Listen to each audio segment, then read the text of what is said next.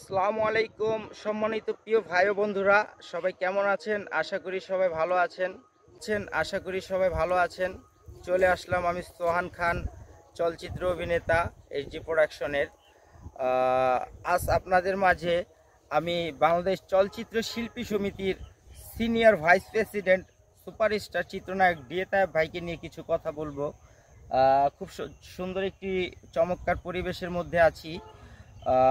তো যেহেতু আমার ভাইয়ের মন ওই রকম প্রকৃতির মতো সুন্দর, সেই ক্ষেত্রে ভাইকে নিয়ে তার যেই মানে ব্যবহার, তার যে আচার আচরণ, সেগুলো নিয়ে আমার কথা বলতেই হবে। সুপারস্টার ডিএ তায়েব এমন একজন ব্যক্তি যিনি কিনা সবসময় শিল্পী হোক অশিল্পী হোক সবার বিপদে সবসময় পাশে থাকেন।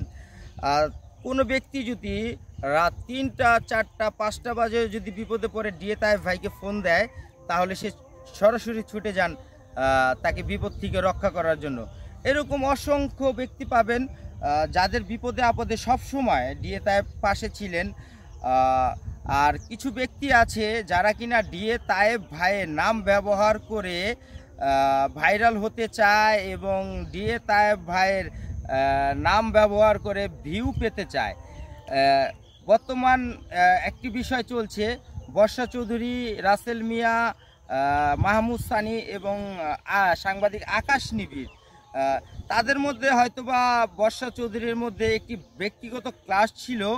সে ক্লাশের কারণে তাদের ভিতরে একটি দ্বন্দ্ব হয়। তো দ্বন্দ্ব হওয়ার কারণে তারা মাহমুদ সানির কাছে বর্ষা চৌধুরীর একটি কল রেকর্ড ছিল, যেই মিথ্যা কল রেকর্ড, ভিত্তিহীন কল রেকর্ডটি ছিল। সেখানে বর্ষা চৌধুরীকে একাই কথা বলতে শোনা গিয়েছে, সেখানে ডিএ তায়েব ভাইয়ের কোনো কথা ছিল না।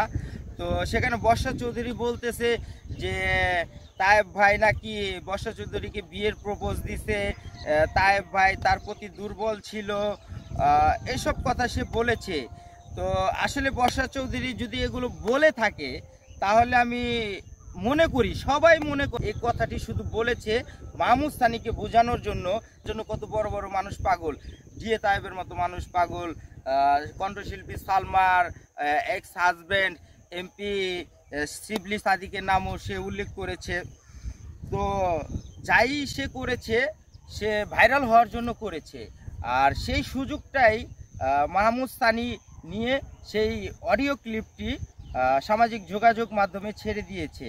তো বর্ষা চৌধুরীর সাথে ডিএ তায়েব ভাইয়ের ভাই বোনের একটি সম্পর্ক ছিল, অথচ বর্ষা চৌধুরী সেই সম্পর্কটাকে মানুষের কাছে এমনভাবে বলেছে, মনে করেছে বর্ষা চৌধুরীর সাথে না জানি ডিএ তায়েব ভাইয়ের কী ধরনের সম্পর্ক আছে। আর বর্ষা চৌধুরী দাবি করছে এটা নাকি এআই দিয়ে তৈরি। তিনি একটি ভিডিও বার্তায় বলেছে এটা তার এআই দিয়ে তৈরি করা ভয়েস, সে কথা বলেনি। আর আমরা যদি বর্ষা চৌধুরীর কথা বিশ্বাসই করি, তাহলে সব কথাই আমরা বিশ্বাস করব। সে এটিএন বাংলার অ্যাডভাইজার, সে এটিএন নিউজে তার অফিস আছে, তারপর হচ্ছে গিয়া সে যে প্রোডাকশনের ডিরেক্টর, আরও অনেক কিছু সে বলেছে। আমাদের যদি বিশ্বাস করতে হয়, বর্ষা চৌধুরীর সব কথাই বিশ্বাস করতে হবে। আর যদি আমরা বিশ্বাস নাই করি, তাহলে কোনো কথাই বিশ্বাস করব না। বর্ষা চৌধুরীর সাথে ডিএ তায়েব ভাইয়ের কোনো ভাই বোনের সম্পর্ক ছিল, এতটুকুই। আর বর্তমান ডিএ তায়েব ভাই যখন থেকে শিল্পী সমিতির মুখপাত্র হিসেবে দায়িত্ব পালন করছে, তারপর থেকেই কিছু মানুষ ডিএ তায়েব ভাইয়ের পিছে উঠে পড়ে লেগেছে তার সম্মানে হানি করার জন্য। ডিএ তায়েব ভাইয়ের ছবি দিয়ে এআই তৈরি করে ভিডিও তৈরি করছে, তার ভয়েস নকল করছে। তো এগুলো করে কেউ পার পাবেন না। যদি এগুলো করেন তাহলে ভুল করবেন। কেউ যদি ভিউ পাওয়ার জন্য করেন, তাহলে পরবর্তীতে তার পস্তাতে হবে। কারণ পস্তাতে হবে এটা যে সত্য সবসময় সত্য। আপনি মিথ্যাটা প্রচার করবেন, আপনি সেটার পানিশমেন্ট পাবেন না, তা তো হতে পারে না। সত্যটা প্রচার করুন, মিথ্যেটা বাদ দিয়ে। সত্য প্রচার করতে কোনো ভয় নেই, মিথ্যে প্রচার করলে অনেক বিপদের সম্মুখীন হতে হয়। যদি আপনারা ডিএ তায়েবের নামে কোনো আজে বাজে নিউজ তৈরি করেন, তাহলে অবশ্যই তাদের নামে কোনো প্রমাণ ছাড়া যদি আজে বাজে নিউজ তৈরি করেন, তাদের নামে অবশ্যই বাংলাদেশের 64টি জেলায় মামলা হবে। কোনো জেলা থেকে কোনো জেলায় গিয়ে হাজিরা দেবেন একদিনে, সেই সুযোগটিও পাবেন না। তো সবাই সত্য সংবাদ প্রচার করুন। সত্য কোন ব্যক্তি সেটা বিশ্বের সবাই জানে এবং বাংলাদেশের সবাই জানে। সবাই ভালো থাকবেন। সবার কাছ